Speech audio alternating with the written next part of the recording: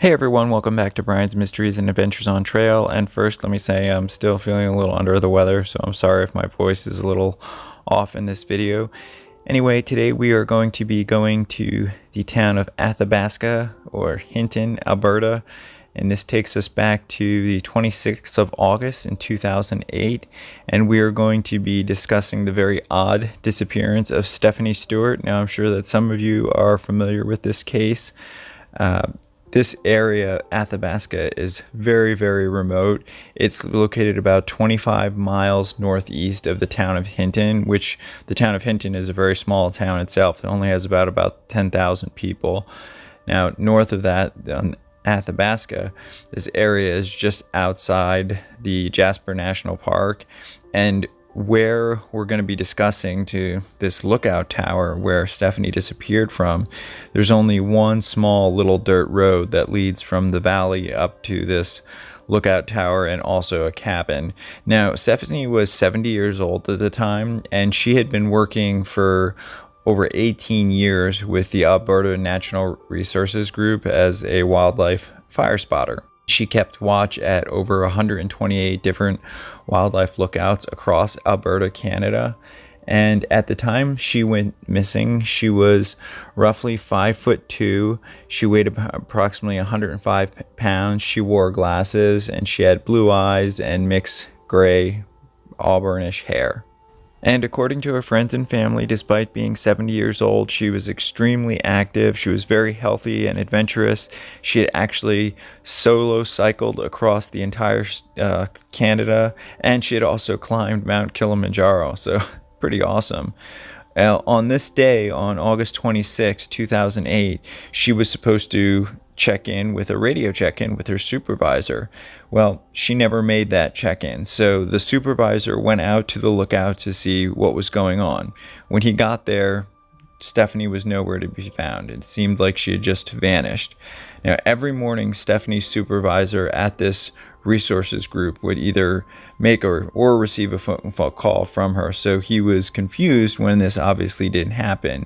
On that particular day, it was bizarre because the supervisor was trying to get a hold of Stephanie, and after several different calls, someone answered and then hung up repeatedly without saying anything. Then the phone was actually unplugged from its socket and the line went dead. So very, very bizarre. When her supervisor finally did get to the lookout, he found that her truck was still parked outside. He checked all around. He found that there was a pot of boiling water on the stove, that like it was just obviously somebody had started it and then just disappeared. There was no other signs of Stephanie, so he of course called the RCMP right away, and they got there around 9 a.m. on August 26th of 2006, and they started their investigation right away. The first responders of the RCMP, they originally thought that it was maybe Stephanie had been attacked by an animal because they found random animal prints and scat near the area. But then the Major Crimes Division came in and examined the scene in her cabin and ruled that Stephanie's disappearance was definitely suspicious, and they believed that she could have been the victim of foul play. Alberta's RCMP's Historical Homicide Unit remains dedicated to the ongoing investigation of Stephanie's disappearance because still to this day she hasn't been found, and there's been back and forth theories of what could have happened. But because of the way that the cabin was found and the way that things were left, we're going to talk about it more. The RCMP says that they have, unfortunately, nothing further to report to the media, that it's an ongoing investigation, but there are a few things that we do know. For one, there were several things missing from the cabin when they got there. There was 2 pillows with blue covers, a burgundy bedsheet, a Navajo pattern duvet, and a gold watch that were all missing. There was stated to be a significant amount of blood in various areas, but again, there's only been so much reported. That's all we really know. We don't really know what it was on or further details of that. However, the supervisor believes that because when he got there, there was a pot of boiling water, he believed that Stephanie either had company the night before or somebody was coming over then. And when he had called her that morning, the phone call possibly, spooked the perpetrator, to use his words. And, that's why he ran off. But he thinks that whatever happened very close within the time between when he originally called and when he got to the lookout tower later that morning. Mark Cymbalo, the volunteer with the Hinton search and rescue, who was in charge of the initial search for Stephanie, he said that it was the largest undertaking in the province. He said that Stephanie just held such a huge place in not only his heart, but so many others. And he says that it just adds to his grief because he can actually see the lookout tower from where he lives at his home. Now, during this investigation, all the forensic evidence and other information that they were able to gather, the RCMP ruled out an animal attack. They ruled out that she suffered a medical episode. They actually concluded that she must have been abducted or killed by someone else. So in this particular case, the basic consensus is that it was foul play. Of course, there are those who say that Stephanie just ran off just to start a new life, which makes no sense because her Dodge truck was still parked there, and this was a very isolated area. So unless someone came and picked her up and staged all this other stuff, it would just make no sense. I mean, the tower itself is about 3 miles off of any major highway.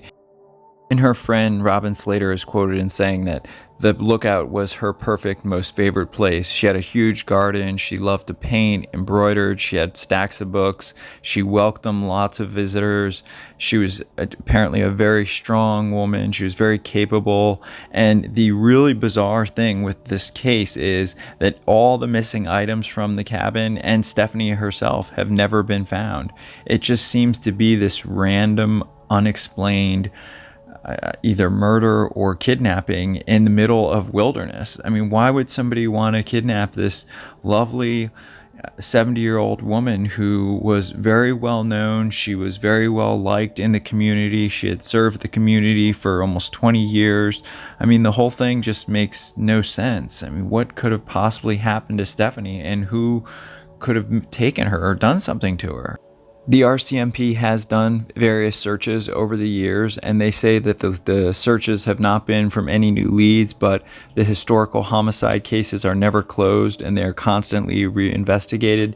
They said that the RCMP and Alberta Search and Rescue have always been trying to go out, find more clues as technology has improved.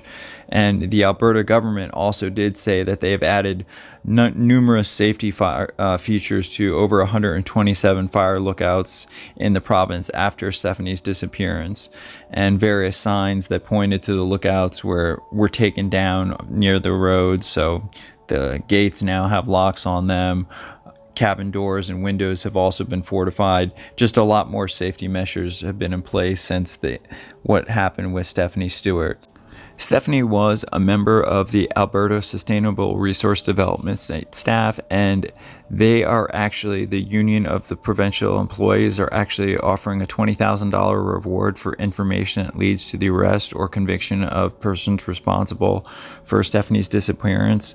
They're also asking if you have any information about Stephanie's disappearance to please contact the Hinton RCMP at 780-865-2455, or you can call Crime Stoppers and anonymously leave a tip at 1-800-222-8477. And I'll have all this information in the description as well, and I'll also have a where you can email a tip as well if you have any information, because this is just one of those cases that makes absolutely no sense. And what happened to Stephanie Stewart on this August day back in 2008? I mean, it just makes no sense. She had been doing the same job for years. She knew all these people in the town.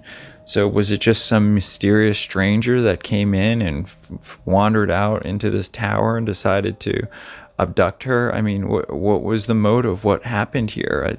I mean, I'd love to hear what you guys think or what your theories are, because I've read through the various theories, and I know that there was another man named Travis Vader who is now serving a life sentence for other crimes that he committed somewhere in the area. Some people believe he might have been involved, but, again, there's no evidence to support that.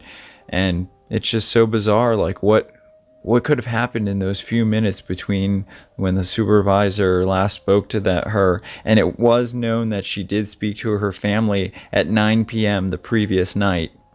And she was in good spirits. We made no mention of meeting anybody or anything out of the ordinary. So I don't know.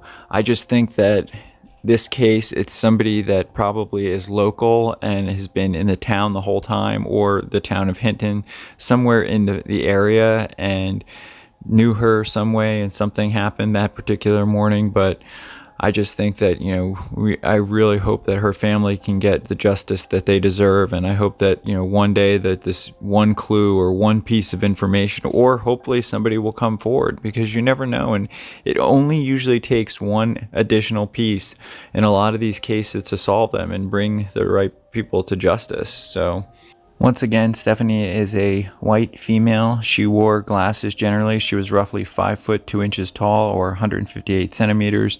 She weighed roughly 105 pounds, or 48 kilograms. She had blue eyes, mixed gray auburn hair, and she disappeared from the Athabasca Firelookout, which is in Alberta, on August 26th of 2008. She has not been seen since. They have done tons of different investigations over the years. Unfortunately, they still don't have enough evidence to move forward with any particular suspect, but they do believe that it was foul play in this particular case due to the evidence that they found. I'm going to leave all the information in the description if you do have any tips that you'd like to submit. And of course, I would like to dedicate this video to Stephanie Stewart, all of her friends and family, and everybody who's working on this case to help bring her justice. And just hopefully one day soon, her family and friends and everyone that knows her will be able to get her the justice that she so rightfully deserves. I want to thank everybody for watching, as always, and please be respectful in the comments if you choose to leave them. Special thank you to co.ag for providing the background music, and I'll see everybody in the next one. Take care. Hey everyone, thanks for sticking with me to the end as always, and really I appreciate everyone being patient with the upload schedule, and I'm doing my best to go over all the different case suggestions that I get. So I appreciate all your patience, and I thank all the new subscribers, and for all my subscribers who have been with me. I hope you're all having a great week and wish you a great weekend, and I'd love to hear what you guys are planning to do for this holiday season. If you guys like putting up decorations, Christmas lights, that kind of thing, I always love to hear from you guys, even though sometimes I can't respond and I have the worst time with that email, but I have been working on that. And anyway, I'd love to hear from you guys. Thank you again as always, and I will see everybody in the next one. Take care. Have a great